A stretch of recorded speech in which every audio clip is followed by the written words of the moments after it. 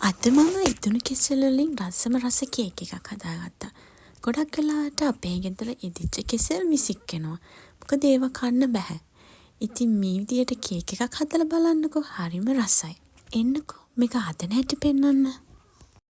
මුලින්ම මම කෙසෙල් ටික ෆෝක් එකකින් හොඳට පොඩි කරගත්තා.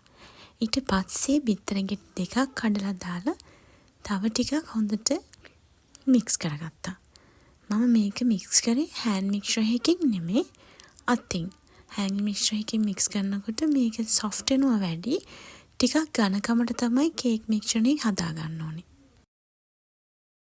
විනාඩි දෙකක් හොඳට මේ විදිහට මික්ස් කරාට පස්සේ මම සීනි ටික දාගෙන තව විනාඩියක් දෙකක් හොඳට අතින් මේ විදිහට මික්ස් කරගත්තා. ඊට පස්සේ මගේ බටර් ටික මම මෙල්ට් කරගත්තා. මෙල්ට් කරලා නිමෙන්න තියලා තමයි බිත්තර මික්සර් එකට මම මේ බටර් ටික දාගත්තේ.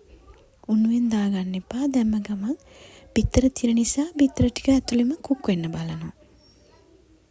ඊට පස්සේ මගේ පාන් පිටි වලට මම බේකින් පවුඩර් හැන්ති භාගයක් දාලා කොකෝ ග්‍රෑම් 50ක් එකට දාලා හොඳට මික්ස් කරගත්තා.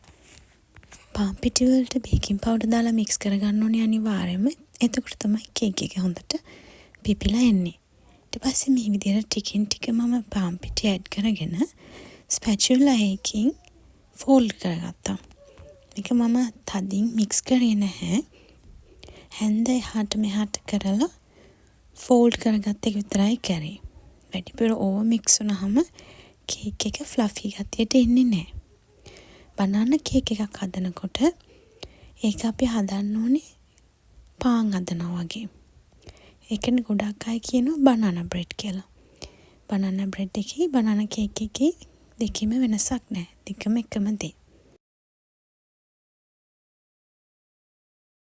ඊගාට මමගේ බේකින් ට්‍රේ එකට ඉතුරු වෙච්ච බටර් ටිකක් දාලා හොඳට වටේ ගාගත්තා. මොකද මේ වගේ බේකින් ට්‍රේ එකකට මට බේකින් පේපර් එකක් දාගන්න බෑ. ඉතින් ඒක නිසා බටර් හොඳට මික්ස් කරලා හොඳට තවරලා මම පාන් පිටි ටිකක් මික්ස් කරගෙන ඒක වටේ ගාගත්තා. එතකොට කේක් එක ඇලෙන්නේ නැහැ. හරි වුණා. දැන් ඉතින් මගේ මික්සරේ මේකට දාන්න තමයි තියෙන්නේ. මේ විදිහට හිමීට මම දාගෙන ඊවන්ලි මේක මම ස්ප්‍රෙඩ් කරගත්තා.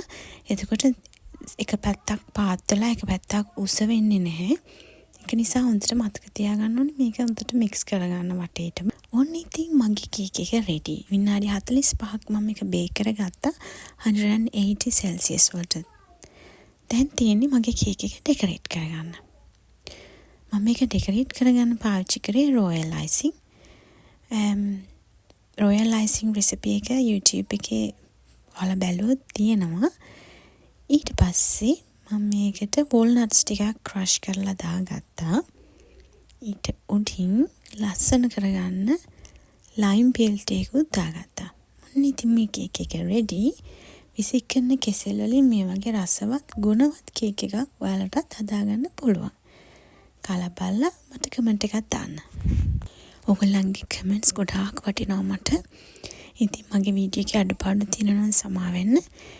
ඒවත් හදාගෙන තවලුත් වීඩියෝ එකකින් එන්නම්. තාම subscribe වෙලා නැත්නම් please මගේ channel එකට subscribe වෙන්න. Thank you.